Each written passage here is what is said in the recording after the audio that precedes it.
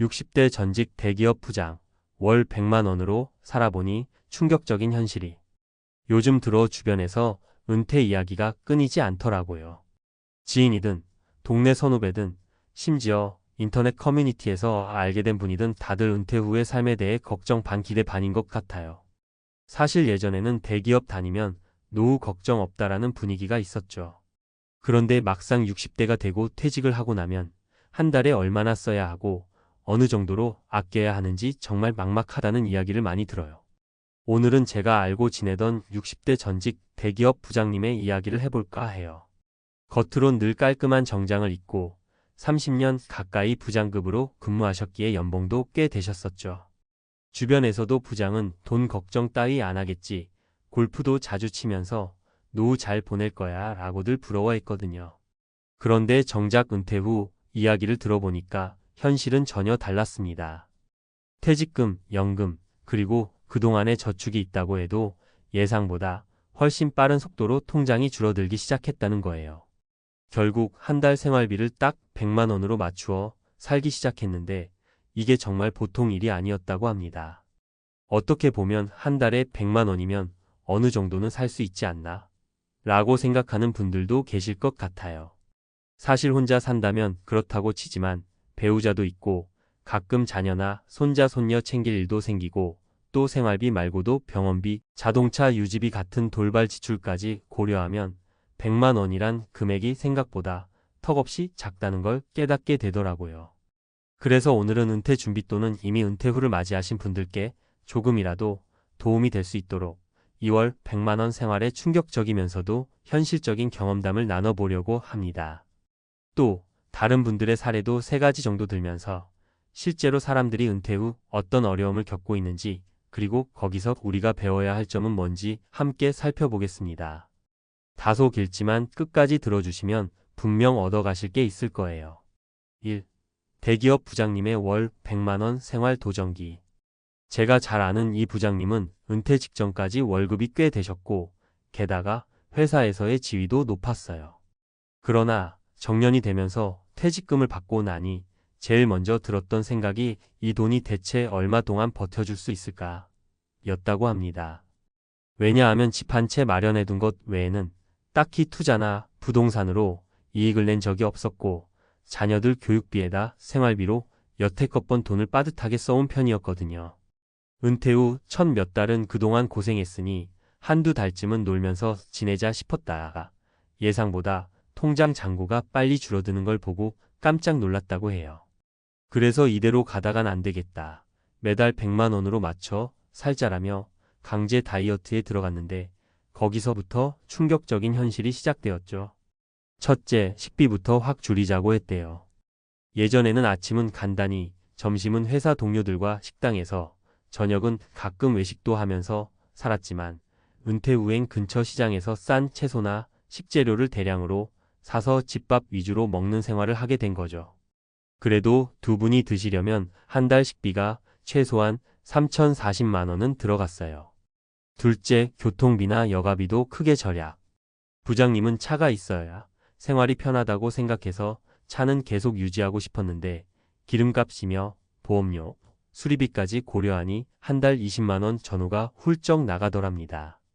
이러니 문화생활이나 사교 모임은 거의 꿈도 못 꾸고 집에서 TV 보거나 산책하는 게 전부였다고 해요. 셋째, 무엇보다 의료비가 예상치 못한 부담이었다고 합니다. 60대가 되면 아픈 곳이 어딘가씩 생기기 마련이잖아요. 혈압, 당뇨 같은 만성질환도 있고 때로는 치아 문제로 치과 비용이 크게 들기도 합니다. 한 달에 10만 원이라도 고정으로 의료비가 나간다고 치면 결국 100만 원 중에 6,070만 원은 필수 지출이 되어 버려요. 그럼 남은 3,040만 원으로 기타 생활비를 충당해야 하는데 사고가 나거나 어떤 예기치 못한 지출이 생기면 바로 적자 상태가 되어버리는 거죠.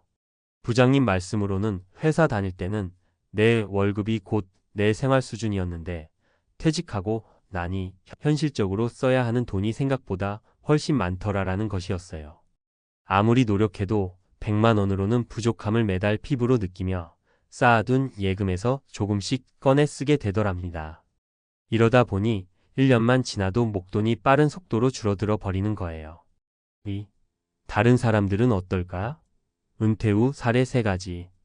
위 부장님의 사례만 보면 대기업 부장이면 그래도 조금 나은 형편 아닌가? 라고 생각하실 수도 있어요. 실제로 비슷한 나이대 사람들이라면 더 힘든 상황에 놓인 분들도 많습니다. 제가 주변에서 들은 사례 3가지를 간단히 소개해 드릴게요. 1. 59세 자영업 은퇴자, 가게를 접고 나니. 첫 번째 사례는 59세에 운영하던 작은 음식점을 접고 은퇴하신 분입니다. 10년 넘게 분식집을 운영하면서 어느 정도 수입이 꾸준히 있었는데 고령화와 경쟁 심화로 매출이 갈수록 떨어지더니 월세도 겨우 내는 수준이 되었대요. 결국 이제 그만해야겠다 싶어 정리했는데 문제는 그 후부터였죠. 가게를 넘기며 받은 권리금이 생각보다 적었고 그 돈으로 기존 빚을 대부분 갚고 나니 손에 남는 건 거의 없었습니다. 국민연금만으론 한 달 8,090만 원 정도밖에 안 됐는데 그걸로 살려다 보니 집 관리비, 공과금 내고 밥 먹고 병원 한번 가면 버거운 상황이 벌어졌어요. 결국 아르바이트라도 해야겠다 싶어 오전엔 경비직을 하고 오후엔 또 다른 일용직으로 뛰고 있는데 정작 나이가 있다 보니 몸이 버텨주질 않더랍니다. 노후가 되면 좀 쉬어야 하는 것 아닌가라는 생각에 우울감이 컸다고 해요. 이 62세 부부, 자녀 결혼 비용으로 퇴직금을 털었다가. 두 번째 사례는 회사원으로 근무하시다 정년 퇴직하신 62세 부부 이야기예요. 자녀 둘을 결혼시키면서 결혼 자금과 혼수 비용 등을 큰맘 먹고 지원했는데 그때 퇴직금의 상당 부분을 써버리셨다고 합니다. 자녀들 입장에서는 부모님이 든든했겠지만 정작 은퇴 후 부부에게 남은 돈은 그리 많지 않았어요. 그나마 소득원은 남편이 받는 국민연금과 퇴직금 일부 운용에서 나오는 작은 이자뿐. 결국 여유 있는 노후가 아니라 겨우 먹고 사는 수준으로 전락해버린 거죠. 이분들 역시 한 달에 100만 원 조금 넘게 지출하려 해도 장 보기도 겁나고 병원비가 제일 무섭다고 합니다.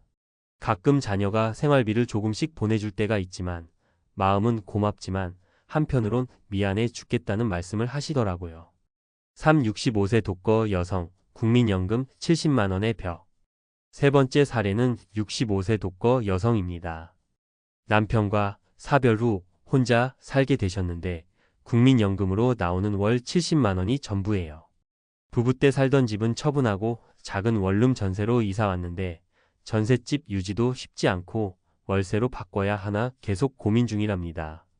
한 달에 70만 원이면 사실 식비, 공과금, 전화비 등 꼭 필요한 지출만으로도 빠듯해요. 그런데 이번엔 치과 문제로 큰 돈이 들어가게 되었다고 해요. 임플란트 하나 하는데 몇백만 원씩 들잖아요. 이럴 땐 별다른 저축이 없는 상황이다 보니 대출을 받거나 주변에 손을 벌려야 하는 상황이 벌어집니다.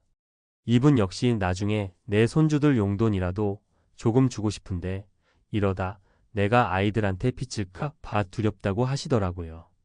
이렇게 다양한 사례를 듣다 보면 은퇴 후에 이 정도쯤이면 살겠지라고 막연히 생각하던 금액이 실제로는 턱없이 부족하다는 걸 알 수 있습니다.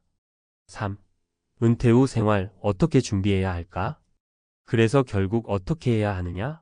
가 가장 중요한 부분이겠죠. 누구나 돈이 많으면 좋겠지만 현실적으로 당장 대규모 투자를 해서 큰 수익을 내는 것도 쉽지 않고 나이 들어서 다시 높은 연봉으로 재취업하기도 어려운 게 사실이잖아요. 그렇다고 마냥 절망적이기만 한 건 아니에요. 몇 가지 접근 방법이 있으니 함께 고민해보면 좋겠습니다. 지출부터 꼼꼼히 점검하기. 은퇴 후 삶은 한 달에 얼마를 벌 수 있는가? 보다 한 달에 얼마가 꼭 필요한가? 를 정확히 아는 게 훨씬 중요해요. 실제로 가계부를 작성하고 매달 식비, 공과금, 의료비 등을 세분화해보면 이건 의외로 줄일 수 있겠다 싶은 항목들이 보이기도 합니다. 단기, 중기, 장기 재무계획 세우기. 사람마다 목돈이 있는 경우도 있고 없는 경우도 있으니 본인 상황에 맞춰서 앞으로 1년은 어떻게 버틸 것인지, 5년 뒤에는 어떤 수입원이 있을지, 10년 후엔 또 어떨지 식으로 나눠서 계획을 세워보는 게 좋아요. 연금, 퇴직금, 투자 수익 등 모든 항목을 정리하고 지출 예상액까지 합산해보면 대략적으로라도 내 돈이 얼마나 버틸 수 있나를 그려볼 수 있습니다. 작은 일거리라도 놓지 않기. 건강이 허락한다면 은퇴 후에도 가벼운 아르바이트나 부업을 찾는 것이 좋습니다. 굳이 큰 돈을 버는 게 아니어도 매달 2,030만 원이라도 추가 수입이 있으면 생활에 큰 도움이 되거든요. 또 사회와의 연결고리를 유지할 수 있어 우울감도 줄어들고 사람들과 소통하면서 긍정적인 에너지를 받을 수 있죠. 노후 주거 계획 다시 점검하기. 은퇴 후 주택 규모가 지금의 라이프 스타일과 맞는지 굳이 유지할 필요가 없는 큰 집이라면 다운사이징을 고려해 볼 수도 있어요. 집 한 채를 팔거나 전세로 전환해서 거기서 나온 자금을 노후 자금으로 재배치하는 경우도 많죠. 의료비 보험 기초수급 제도 파악하기. 60대 이후엔 건강이 정말 중요한데 이미 아픈 곳이 있다면 의료비가 고정지출처럼 따라다닙니다. 국민건강보험, 실손보험, LT시장 기요양보험 등 다양한 제도를 알아보고 기초수급이나 기초연금 대상 여부도 미리 챙기는 것이 좋습니다. 4. 월 100만원 생활에서 얻은 교훈. 다시 60대 전직 대기업 부장님의 이야기로 돌아가 볼까요? 그분은 결국 내가 생각했던 노후는 이런 모습이 아니었는데라며 좌절도 했지만 한편으론 이 과정을 통해 얻은 교훈도 많았다고 하십니다. 현실은 생각보다 훨씬 빠르게 다가온다. 50대 중반까지만 해도 자기 생활 수준이 계속 이어질 거라고 막연히 믿었지만 막상 퇴직하고 소득이 끊기니 모든 게 한순간에 무너지더랍니다. 미리미리 실전 시뮬레이션을 해보는 게 중요하다고 강조하셨어요. 가족과의 소통이 필수다. 배우자나 자녀와 노후 자금, 생활비 등에 대해 솔직히 이야기를 나누지 않으면 나중에 돈 문제로 서로 오해가 생기고 갈등이 깊어지기 쉬워요. 그리고 가능하면 자녀에게도 너무 지나치게 지원해 주거나 혹은 자녀에게 전적으로 기대하지도 말아야 한다고 하십니다. 결국 자기 노후는 자신이 책임져야 한다는 원칙을 일찍 세우는 것이 중요하다는 거죠. 몸이 재산이다. 60대가 되면 체력이 빠르게 떨어지기 시작하는데 건강이 나빠지면 돈도 더 많이 들어가고 일할 수 있는 기회도 크게 줄어듭니다. 젊었을 때부터 운동하고 건강을 챙기는 습관이 정말 중요해요. 은퇴 후에도 규칙적인 식생활과 운동으로 관리해야 작은 일이라도 계속할 수 있고 의료비 부담도 줄어듭니다. 5. 마무리하며.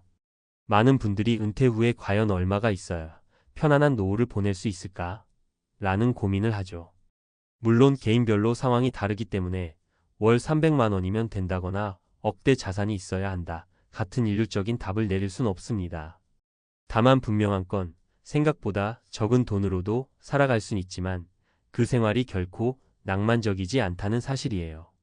우리나라에서 월 100만 원 정도로 생활하면 사실상 여유를 즐기기보단 생존에 가까운 삶이 될 가능성이 높습니다. 그리고 예기치 못한 지출 병원비, 경조사비, 집 수리비 등이 생기면 바로 적자로 돌아서게 되죠. 그래서 조금이라도 미리 준비하는 것, 직접 지출 구조를 파악하고 노후 소득원을 분산해 놓는 게 정말 중요합니다. 또 은퇴 후엔 심리적 공허감이나 소속감 상실도 큰 문제이니 너무 돈 문제에만 매달리지 말고 취미나 봉사활동, 지역 커뮤니티에 참여해 보는 것도 추천해요. 이런 활동들은 생각보다 적은 비용으로도 삶의 질을 올려줄 수 있거든요. 결국 노후 준비는 돈, 건강, 관계 세 박자를 균형 있게 가져가야 한다고 봅니다. 혹시 지금 4050대이신 분들은 은퇴가 아직 먼 미래처럼 느껴질 수 있어도 부장님 이야기를 교훈 삼아 조금 더 일찍 준비를 시작하시길 권해드리고 싶어요. 그리고 이미 은퇴하셨다면 지금부터라도 차근차근 계획을 세우고 적극적으로 재취업 혹은 소일거리 등을 찾으면서 새로운 기회를 만들어 보셨으면 좋겠습니다. 오늘 이야기는 월 100만 원으로 살아본 60대 대기업 부장님의 충격적 현실에서 시작됐지만 사실 이건 우리 대부분이 직면하게 될 수도 있는 은퇴 후의 삶입니다. 각자 방식은 조금씩 다르겠지만 미리 계획하고 노력한다면 그래도 좀 더 안정적이고 풍요로운 노후에 가까워질 수 있으리라 믿어요. 이 긴 이야기를 들어주셔서 감사드리고 조금이라도 참고가 되셨길 바랍니다. 우리 모두 건강 잘 챙기시고 작은 지출부터 꼼꼼히 살피면서 한 발 한 발 나아가 보자고요. 은퇴 후에도 인생은 계속되고 또 새롭게 꽃 피울 수도 있으니까요.